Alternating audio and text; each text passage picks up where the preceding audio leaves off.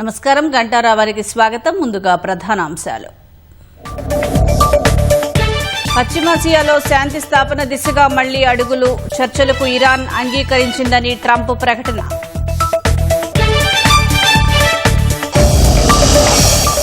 ఏకాభిప్రాయంతోనే డీలిమిటేషన్పై ముందుకు వెళ్లాలి. ప్రధానికి సీఎం లేఖ. కలిసి రావాలని దక్షిణాది సీఎంలకు పిలుపు.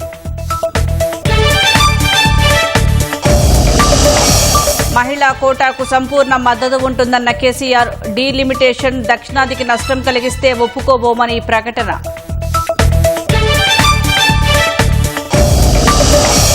ఏప్రిల్లోని రాష్ట్రంలో మంటలు పుట్టిస్తున్న ఎండలు. 29 జిల్లాల్లో 42 డిగ్రీలు దాటిన ఉష్ణోగ్రతలు.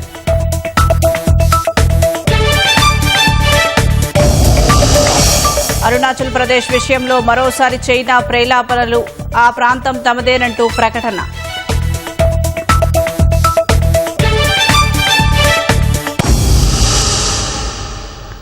పశ్చిమాసియాలో శాంతి స్థాపన దిశగా మళ్లీ ఆశలు చిగురిస్తున్నాయి. పాకిస్తాన్ వేదికగా మరోసారి రాబోయే 2 రోజుల్లోనే అమెరికా, ఇరాన్ మధ్య శాంతి చర్చలు జరగొచ్చని అగ్రరాజ్య అధ్యక్షుడు డొనాల్డ్ ట్రంప్ ప్రకటించారు.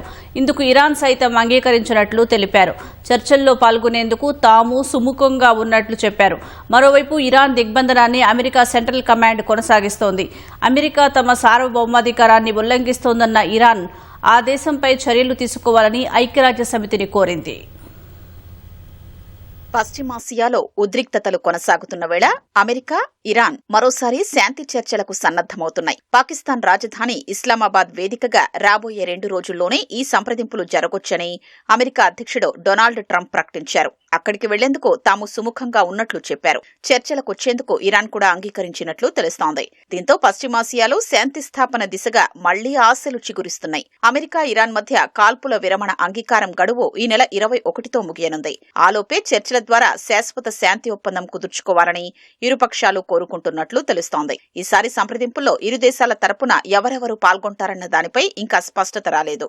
ఇరాన్ దిగ్బంధనాన్ని అమెరికా సెంట్రల్ కమాండ్ కొనసాగిస్తోంది. ఆ దేశానికి నౌకల రాకపోకల్ని హర్మూజ్ సమీపంలో అడ్డుకుంటోంది. తమ ఆదేశాలతో హర్మూజ్ లో 6 వాణిజ్య నౌకలు వెనక్కి మళ్లాయని అమెరికా వెల్లడించింది. ఇరానేతర పోర్టులకు మాత్రమే రవాణాను అనుమతిస్తున్నట్లు స్పష్టం చేసింది. చైనాకు చెందిన చమురు, రసాయనిక ట్యాంకర్ రిచ్ స్టారీ యుఏఈ నుంచి వస్తూ మంగళవారం హర్మూజ్ ను విజయవంతంగా దాటింది. అమెరికా బలగాలు ఇరాన్ దిగ్బంధనాన్ని ప్రారంభించాక ఈ జలసంధిని దాటిన తొలి నౌక ఇదే. దిగ్బంధనంపై ఆగ్రహంతో ఉన్న ఇరాన్ అమెరికాపై చర్యలు తీసుకోవాలని ఐక్యరాజ్య సమితిని కోరింది. అమెరికా చర్య తమ సార్వభౌమాధికారాన్ని, ప్రాదేశిక సమగ్రతను తీవ్రంగా ఉల్లంఘిస్తోందని పేర్కొంది. ఇరాన్ ఓడరేవులు, తీర ప్రాంతాల్ని అమెరికా దిగ్బంధించడంపై సౌదీ అరేబియా ఆందోళన చెందుతున్నట్లు తెలుస్తోంది. యుద్దం కారణంగా హర్మూజ్ జలసంధిలో రవాణా నిలిచిపోయినప్పటికీ సౌదీ తన ముడి చమురును పైజైన్ల ద్వారా ఎర్ర సముద్రం తీరానికి చేరుస్తోంది. అక్కడి నుంచి విదేశాలకు ఎగుమతి చేస్తోంది. యుద్దం మొదలు కాక ముందున్న స్థాయిలో రోజుకు దాదాపు 70 లక్షల బ్యారెళ్ల చమురును ఇప్పుడు సౌదీ అరేబియా ఎగుమతి చేస్తోంది. అయితే దిగ్బంధనానికి ప్రతీకారంగా ఎర్ర సముద్రానికి నిష్క్రమణ మార్గం వంటి బాబెల్ మాండెబ్ జలసంధిని యెమెన్లోని హూతీల సాయంతో ఇరాన్ మూసివేసే ముప్పుంది. అదే జరిగితే మళ్లీ తమ చమురు రవాణా ఆగిపోతుందని సౌదీ ఆందోళన చెందుతోంది. ఈ నేపథ్యంలో ఇరాన్ దిగ్బంధనాన్ని ఉపసంహరించుకోవాలని అమెరికాను సౌదీ కోరినట్లు వాల్ స్ట్రీట్ జర్నల్లో పేర్కొంది. పశ్చిమాసియాలో యుద్దం ముగింపు కోసం అమెరికా, ఇరాన్ మధ్య మధ్యవర్తిత్వం నిర్వహించేందుకు రష్యా ముందుకొచ్చింది. ఈ మేరకు ఇరాన్ విదేశాంగ మంత్రి అబ్బాస్ అరాక్చీతో రష్యా విదేశాంగ మంత్రి సెర్గీ లావ్రోవ్ తాజాగా ఫోన్లో మాట్లాడారు. వాషింగ్టన్ వేదికగా లెబనాన్, ఇజ్రాయెల్కు మధ్య జరిగిన చర్చలు ఫలవంతంగా జరిగాయని అమెరికా విదేశాంగ మంత్రి మార్కో రూబియో ప్రకటించారు. గత 4 దశాబ్దాల తర్వాత తొలిసారిగా జరిగిన ఈ చర్చలు చరిత్రాత్మకమైనవిగా అభివర్ణించారు. ఇజ్రాయెల్, లెబనాన్ రాయబారులతో మార్కో రూబియో 2 గంటల పాటు సమావేశమయ్యారు. ఈ సమావేశం ప్రత్యక్ష చర్చలు ప్రారంభించే లక్ష్యంతో కొనసాగిందని ఓ ప్రకటనలో రూబియో తెలిపారు. ఈ మేరకు ఇజ్రాయెల్, లెబనాన్ అంగీకరించినట్లు వెల్లడించారు. తమ భూభాగంలో హెజ్బొల్లా, ఇరాన్ ఆక్రమణలకు తావులేదని ఈ చర్చలో లెబనాన్ స్పష్టం చేసినట్లు భేటీ అనంతరం ఇజ్రాయెల్ రాయబారి వివరించారు. మరోవైపు చర్చలను వ్యతిరేకిస్తున్న హెజ్బొల్లా ఇజ్రాయెల్తో లెబనాన్ ఒప్పందం కుదుర్చుకున్నా దానికి తాము కట్టుబడి ఉండబోమని ప్రకటించింది. అటు లెబనాన్పై ఇజ్రాయెల్ దాడులను ఆపడం లేదు. బీరూట్ సహా దక్షిణ లెబనాన్ అంతటా ఇజ్రాయెల్ వైమానిక దళం విరుచుకుపడుతోంది. ఈ దాడుల్లో 2 మృతి చెందగా పలువురికి తీవ్ర గాయాలయ్యాయి. పౌర నివాసాలు, కీలక మౌలిక సదుపాయాలు ధ్వంసమయ్యాయి. కఫ్ర్ రేమాన్, అల్ అబ్బాసియా, ఖియాం ప్రాంతాల్లో ఐడీఎఫ్ బాంబుల వర్షం కురిపించాయి. ఈ పేలుళ్లలో టెబ్నిన్లోని చివరి ఆపరేషనల్ హాస్పిటల్ కూడా తీవ్రంగా దెబ్బతింది. బింటిజ్బెయిల్ నగరంలో బూతల దాడులు సైతం కొనసాగిస్తున్నట్లు ఐడీఎఫ్ పేర్కొంది. ఇజ్రాయిల్ దాడులకు దీటుగా తిప్పికొట్టినట్లు హెజ్బొల్లా వెల్లడించింది. ఇజ్రాయిల్లోని స్లోమీ పట్టణంలో సైనిక స్థావరాలపై డ్రోన్లతో దాడులు చేసినట్లు తెలిపింది.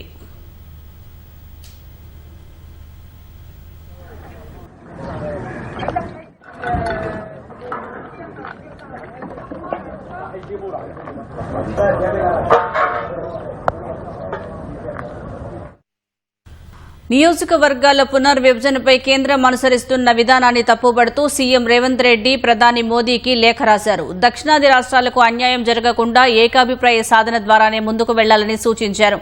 ప్రోరేటా విధానంలో లోక్సభ సీట్ల పెంపుతో అన్యాయం జరుగుతుందని దక్షిణాది రాష్ట్రాల ముఖ్యమంత్రులకు సైతం రేవంత్ లేఖలు రాశారు.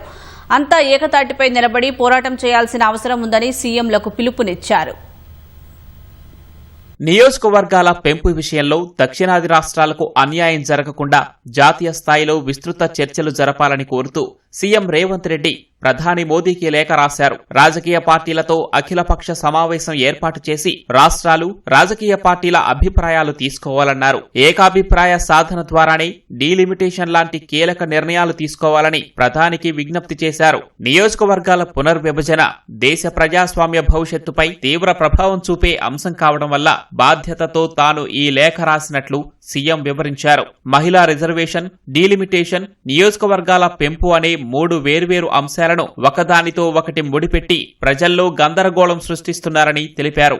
మహిళా రిజర్వేషన్ బిల్లుకు కాంగ్రెస్ సంపూర్ణ మద్దతిస్తుందని సీఎం ప్రధానికి రాసిన లేఖలో స్పష్టం చేశారు. ప్రస్తుత 543 లోక్సభ సీట్లలోనే 33% మహిళా రిజర్వేషన్లు అమలు చేయాలని, రాష్ట్రాల అసెంబ్లీల్లో కూడా వర్తింపచేయాలని కోరారు. జనాభా లేదా ప్రోరేటా పద్ధతిలో లోక్సభ సీట్ల పెంపు ప్రతిపాదనను అనేక రాష్ట్రాలు, ముఖ్యంగా దక్షిణాది రాష్ట్రాలు అంగీకరించబోవని తెలిపారు. ఈ పద్ధతి వల్ల దేశాభివృద్ధికి గణనీయంగా సహకరిస్తున్న దక్షిణాది రాష్ట్రాలకు శిక్ష పడుతుందన్నారు. లోక్సభ సీట్లు 850కి పెంచే ప్రతిపాదనే అసలైన వివాదాస్పద అంశమని లేఖలో స్పష్టం చేశారు. హైబ్రిడ్ నమూనాయే ఇందుకు ప్రత్యామ్నాయంగా ఉంటుందని రేవంత్ పేర్కొన్నారు. ఇది అంకెల విషయం కాదని, దేశ సమగ్రత, సమానత్వం, న్యాయానికి సంబంధించిన ప్రాథమిక అంశమని స్పష్టం చేశారు. లోక్సభ సీట్లు పెంచేందుకు కేంద్రం ప్రస్తుతం ప్రతిపాదిస్తున్న విధానంతో దక్షిణాది రాష్ట్రాలకు అన్యాయం జరుగుతుందని ఆయా రాష్ట్రాల సీఎంలకు రేవంత్ రెడ్డి లేఖలు రాశారు. ప్రోరేటా మోడల్తో కేంద్రం దేశ సమతుల్యత, ఫెడరల్ వ్యవస్థను దెబ్బతీస్తోందన్నారు. AP CM Chandrababu Naidu, Tamil Nadu CM MK Stalin, Karnataka CM Siddaramaiah, Kerala CM Pinarayi Vijayan, Puducherry CM రంగస్వామిలకు లేఖలు రాశారు. దక్షిణాది రాష్ట్రాలు ఏకతాటిపై నిలబడి పోరాటం చేయాల్సిన అవసరముందని పిలుపునిచ్చారు. తమిళనాడు, పుదుచ్చేరి కలిసి ప్రస్తుతం 40 సీట్లు ఉండగా కొత్త విధానంతో 60కు చేరిన ఉత్తరప్రదేశ్లో మాత్రం 80 నుంచి 120కు పెరుగుతాయని వివరించారు. ఈ అంశంపై దక్షిణాది రాష్ట్రాలు, ఇదే విధానమైన అభిప్రాయాలు కలిగిన రాష్ట్రాలు కలిసి రావాలని పిలుపునిచ్చారు. పార్లమెంటులో ఈ అంశాన్ని బలంగా తీసుకెళ్లాలని సీఎం రేవంత్ రెడ్డి కోరారు. మహిళా రిజర్వేషన్ బిల్లుకు సంపూర్ణ మద్దతు ఇవ్వాలని బీఆర్ఎస్ నిర్ణయించింది. డీలిమిటేషన్ బిల్లును దక్షిణాది రాష్ట్రాలకు నష్టం లేకుండా తీసుకువస్తే మద్దతిస్తామని ఆ పార్టీ అధినేత కేసీఆర్ స్పష్టం చేశారు. బిల్లులోని అంశాలను బట్టి చర్చించి నిర్ణయం తీసుకుంటామని తెలిపారు. సిద్దిపేట జిల్లా ఎర్రవల్లిలోని నివాసంలో బీఆర్ఎస్ అధినేత కేసీఆర్తో కేటీఆర్, హరీష్ రావులు భేటీ అయ్యారు. ఈ నెల 16 నుంచి ప్రారంభం కానున్న ప్రత్యేక పార్లమెంటు సమావేశాల్లో డీలిమిటేషన్, మహిళా రిజర్వేషన్ల బిల్లుల్ని ప్రవేశపెట్టనుండటంతో అనుసరించాల్సిన వ్యూహంపై చర్చించారు. గులాబీ పార్టీకి లోక్సభలో ప్రాతినిధ్యం లేకపోయినప్పటికీ రాజ్యసభలో 3 ఎంపీలు ఉన్నందున అక్కడ 2 బిల్లులు చర్చకొచ్చినప్పుడు పార్టీ అనుసరించాల్సిన వైఖరిపై సుదీర్ఘంగా చర్చించినట్లు తెలుస్తోంది. బీఆర్ఎస్ సర్కార్ అధికారంలో ఉన్నప్పుడే మహిళా రిజర్వేషన్లకు మద్దతు ప్రకటిస్తూ అసెంబ్లీ తీర్మానం చేసిన విషయాన్ని కేసీఆర్ ప్రస్తావించారు. మహిళా రిజర్వేషన్ల అమలు ఇప్పటికే ఆలస్యమైందన్న కేసీఆర్, మహిళా బిల్లుకు రాజ్యసభలో బీఆర్ఎస్ ఎంపీలు సంపూర్ణ మద్దతు ప్రకటించాలని ఆదేశించినట్లు తెలుస్తోంది.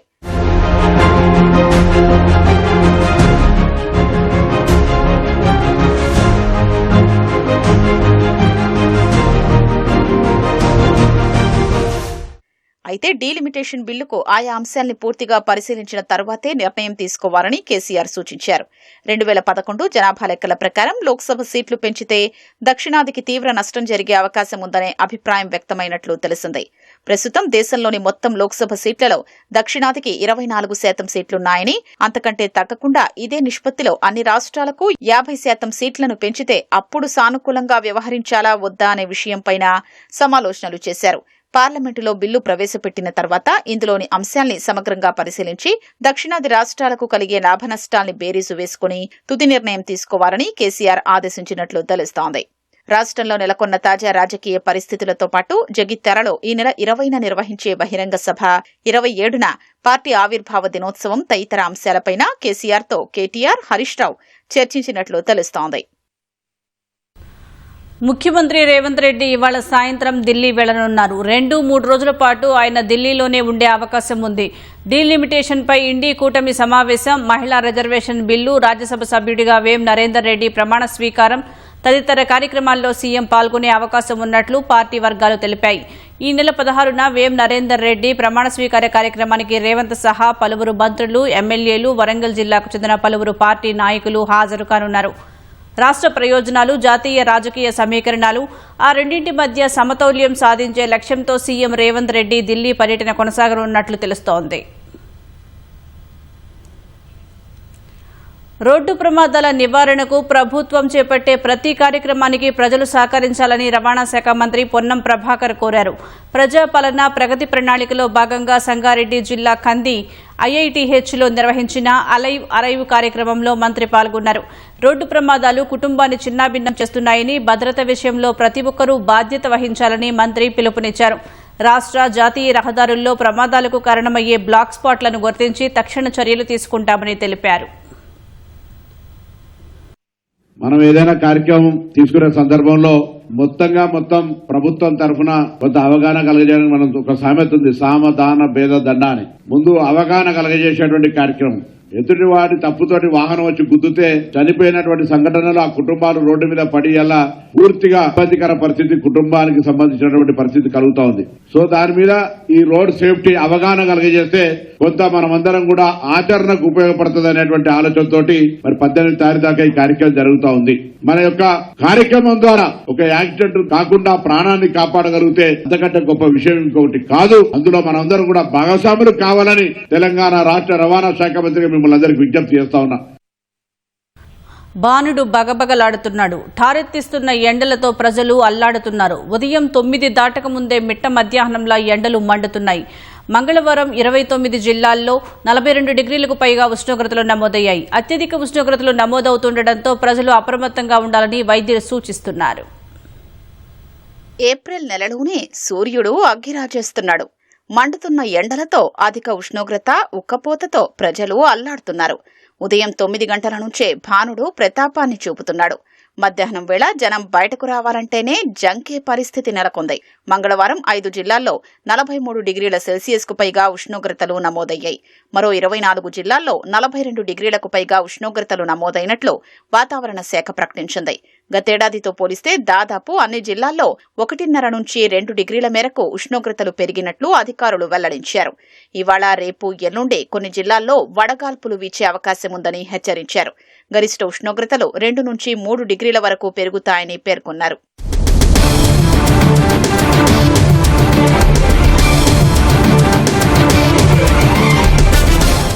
రోజురోజుకు పెరుగుతున్న ఎండల తీవ్రతతో అప్రమత్తంగా ఉండాలని వైద్యులు సూచిస్తున్నారు. ముఖ్యంగా చిన్నపిల్లలు, వృద్ధులు తగిన జాగ్రత్తలు తీసుకోవాలని చెప్తున్నారు. ఉదయం 10 గంటల నుంచి మధ్యాహ్నం 3 గంటల మధ్యలో బయటకు వెళ్లడం ప్రమాదకరమని చెప్తున్నారు. ఈ సమయంలో వడదెబ్బ తగిలే అవకాశం ఎక్కువగా ఉంటుందని వైద్యులు హెచ్చరిస్తున్నారు. చెమట రాకపోవడం, తీవ్రమైన అలసట, తలనొప్పి, వాంతులు వంటి లక్షణాలు కనిపిస్తే వెంటనే ఆసుపత్రుల్ని సంప్రదించాలని సూచిస్తున్నారు. Heat exhaustion, heat stroke. So heat exhaustion అనేది గమనించడం చాలా ముఖ్యం.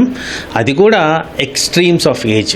ఈ హీట్ ఎగ్జాషన్ అనేది ఎప్పుడు వస్తుందంటే హీట్ బాడీలో విపరీతంగా పెరిగినప్పుడు కాస్త జ్వరంగా ఫీల్ అవడం, ఒళ్ళు నొప్పులు రావడం, చేత కాకపోవడం, అలసటగా ఫీల్ అవడం, నోరు ఎండుకుపోవడం, శరీరం అంతా చెమటకాయలు చెమటలు పట్టడం, ఇలాంటివన్నీ కూడా లక్షణాలు.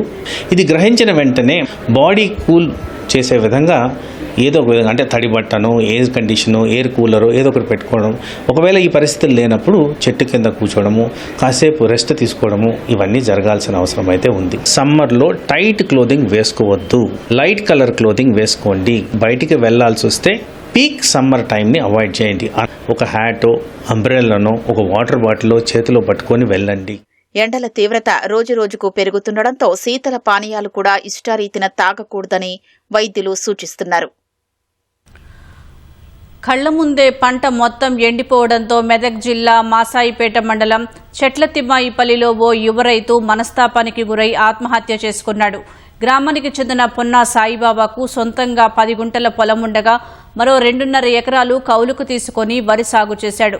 2 బోర్లు ఉండగా భూగర్భ జలాలు అడుగంటిపోవడంతో ఒక బోరు పూర్తిగా ఎండిపోయింది. మరో బోరు సైతం చాలా తక్కువ నీరందిస్తోంది. దీంతో నీరు అందక పొట్టదశలో ఉన్న పొలం ఎండిపోతోందని బెంగపెట్టుకున్నాడు. బోరు వేయడానికి పంట పెట్టుబడి కోసం సుమారు 3 లక్షల రూపాయల వరకు అప్పయిందన్న బాధతో పొలం వద్దే చెట్టుకు ఉరివేసుకుని ఆత్మహత్య చేసుకున్నాడు. సాయిబాబాకు భార్య లక్ష్మి, 2 కుమారులు, 1 కుమార్తె ఉన్నారు. భార్య ఫిర్యాదు మేరకు పోలీసులు కేసు నమోదు చేసి దర్యాప్తు చేస్తున్నారు. హైదరాబాద్ బేగంపేటలో ప్రయాణిస్తున్న ఓ కారులో ఒక్కసారిగా మంటలు చెలరేగాయి. మణికొండ వైపు వెళ్తున్న కారు బేగంపేటలోని లైఫ్ స్టైల్ భవనం సమీపానికి చేరుకోగానే ఇంజిన్ నుంచి ఒక్కసారిగా పొగలు వచ్చి మంటలు చెలరేగాయి. వెంటనే అప్రమత్తమైన డ్రైవర్ కారును పక్కకు నిలిపివేశారు. ప్రమాదం సమయంలో కారులో 3 వ్యక్తులు ప్రయాణిస్తున్నారు. మంటలు వ్యాపించకముందే వారు కారు దిగడంతో పెను ప్రమాదం తప్పింది. ప్రధాన రహదారిపై కారు తగలబడడంతో ఆ ప్రాంతంలో భారీగా వాహనాలు నిలిచిపోయాయి. సమాచారం అందుకున్న ట్రాఫిక్ పోలీసులు వెంటనే ఘటనా స్థలానికి చేరుకొని ఫైర్ ఇంజిన్ సహాయంతో మంటలను అదుపులోకి తీసుకువచ్చారు. అనంతరం ప్రమాదానికి గురైన కారును క్రేన్ సహాయంతో రహదారి నుంచి తొలగించి ట్రాఫిక్ను క్లియర్ చేశారు.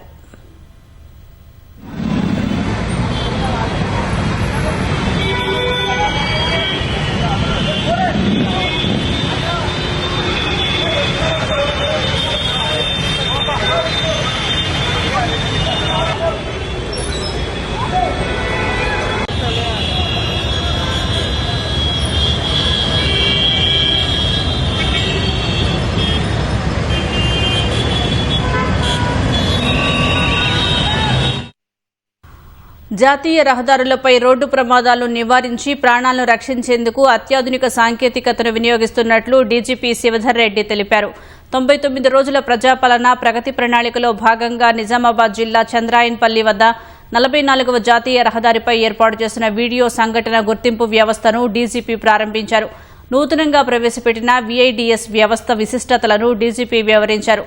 ఇది పూర్తిగా ఆర్టిఫిషియల్ ఇంటెలిజెన్స్ విశ్లేషణలతో పనిచేస్తుందని, హై డెఫినిషన్ నిఘా కెమెరాల ద్వారా మానవ ప్రమేయం లేకుండానే ట్రాఫిక్ను నిరంతరం పర్యవేక్షిస్తుందని తెలిపారు. అనంతరం చంద్రాయన్పల్లి గ్రామస్తులతో కలిసి అరైవ్ అలైవ్ కార్యక్రమంపై డీజీపీ ప్రతిజ్ఞ చేయించారు.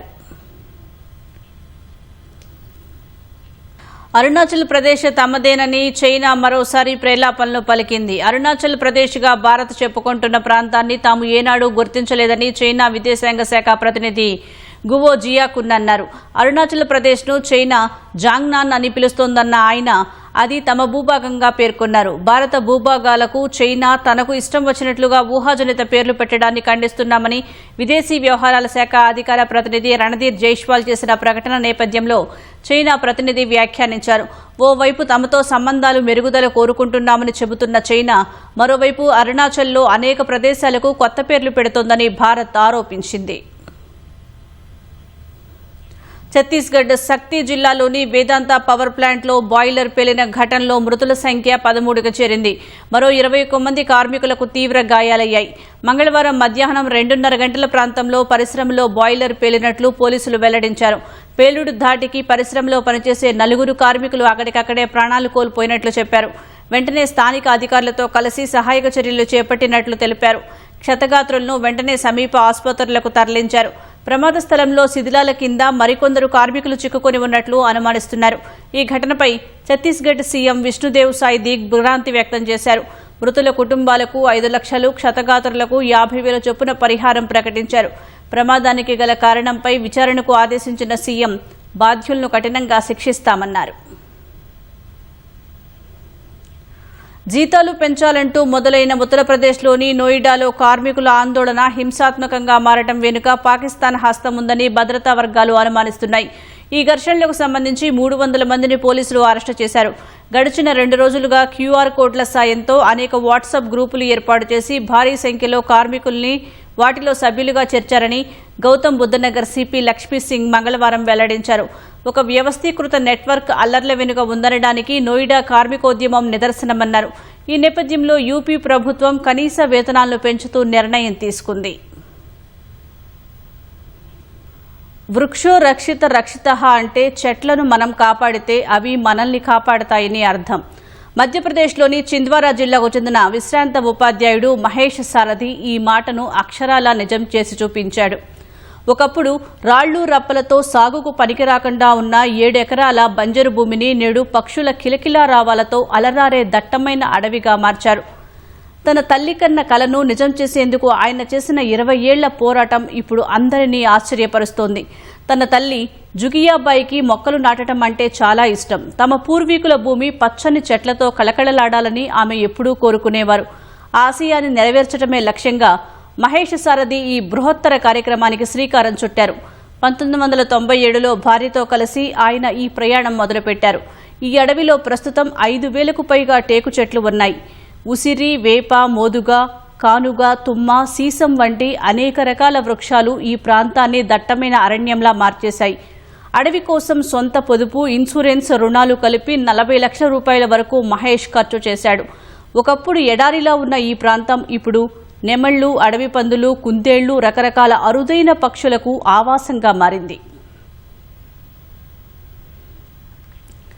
ప్రపంచవ్యాప్తంగా ఆర్టిఫిషియల్ ఇంటెలిజెన్స్ వినియోగం పెరుగుతున్న వేళ కర్ణాటకలోని ఓ పాఠశాల విద్యాబోధనలో సరికొత్త ఒరవడిని సృష్టించింది. ఉడిపి జిల్లా కుందాపూర్ తాలూకాలోని వందసే ప్రభుత్వ మోడల్ ఉన్నత ప్రాథమిక పాఠశాలలో ఓ ఏఐ టీచర్ను ప్రవేశపెట్టారు. అటల్ టింకరింగ్ ల్యాబ్ ప్రాజెక్టులో భాగంగా మేకర్ ల్యాబ్స్ ఎడ్యుటెక్ సహకారంతో ఈ ఏఐ టీచర్ను రూపొందించారు. దీని పేరు ఐరిస్. కర్ణాటక రాష్ట్రంలోని ప్రభుత్వ పాఠశాలలో ఏఐ టీచర్ను ప్రవేశపెట్టడం ఇదే తొలిసారి. ఈ ఏఐ టీచర్ 20కి పైగా భాషల్లో విద్యార్థులతో సంభాషించగలదు. అదేవిధంగా విద్యార్థులు అడిగిన ప్రశ్నలకు టక్కున సమాధానం చెప్పేస్తుంది. చీరకట్టుతో ఆకర్షిస్తున్న ఐరిస్ విద్యార్థుల వద్దకు వెళ్లి వారి సందేహాలను చక్కగా నివృత్తి చేస్తోంది. దీంతో విద్యార్థులు ఐరిస్ను ఎంతో ఇష్టపడుతున్నారు. దీని ధర సుమారు 3.5 లక్షల రూపాయలు. ఈ ఏఐ టీచర్ విద్యార్థులకు, ఉపాధ్యాయులకు అనువైనదిగా ఉంటుందని పాఠశాల యాజమాన్యం వెల్లడించింది. విద్యార్థుల్లో సైన్స్ పట్ల ఆసక్తిని పెంపొందించడానికి ఐరిస్ ఎంతో సహాయపడుతుందని వివరించింది. డిజిటలైజేషన్ వ్యవస్థకు అనుగుణంగా జీవితంలో ఆధునిక మార్పులను స్వీకరించడంలో ఇది ముఖ్యమైన పాత్ర పోషిస్తుందని స్పష్టం చేసింది.